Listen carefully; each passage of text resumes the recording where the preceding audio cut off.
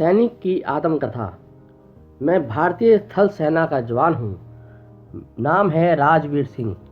मैं बिहार के गांव में जन्मा तथा मधुबन करनाल के सैनिक स्कूल में पढ़ा। मेरी माँ बतलाती है कि जिस दिन मेरा जन्म हुआ उसी दिन मेरे पिता भारत पाक युद्ध से सफल होकर लौटे थे। मेरे सैनिक पिता को अपना था कि मैं सैनिक बनूं। प्रशिक्षण। जब मैं 18 वर्ष का हुआ मेरे पिता ने मुझे थल सेना में भर्ती करा दिया। मैं शरीर से स्वस्थ, सुगठित और मजबूत था ही, अतः मुझे शीघ्र ही चुन लिया गया। प्रशिक्षण के खाते मीठे अनुभव मुझे आज भी याद हैं।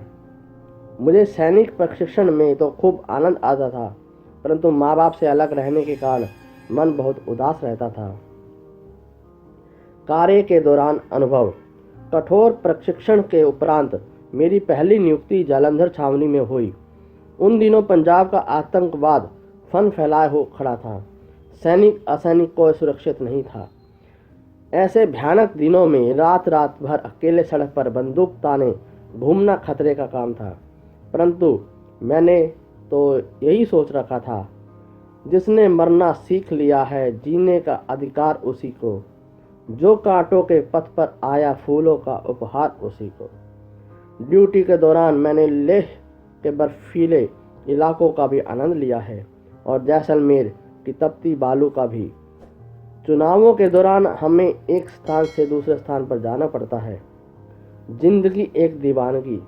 हम सैनिकों की जिंदगी में एक अजब दीवानापन होता है। हमारी किसी सांस का भरोसा नहीं। मौत हरदम हमारे सर नाचती है, किंतु हम दीवाने उससे खेल खेलते हैं। हमारे सैनिक मित्र आपस में मिलकर हंसकर जिंदगी काट लेते हैं। हम कहीं भी हों, मस्ती हमारा साथ नहीं छोड़ती। देश प्रेम। हमारे जीवन में देश प्रेम का नशा छाया रहता है।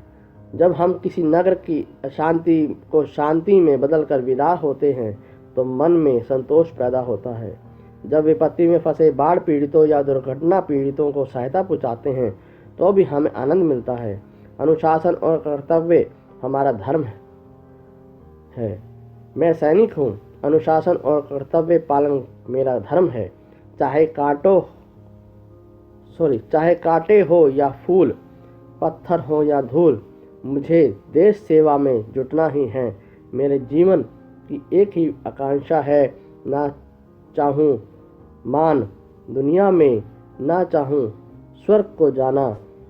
यही वर दो मुझे माता, रहूँ भारत का दीवाना।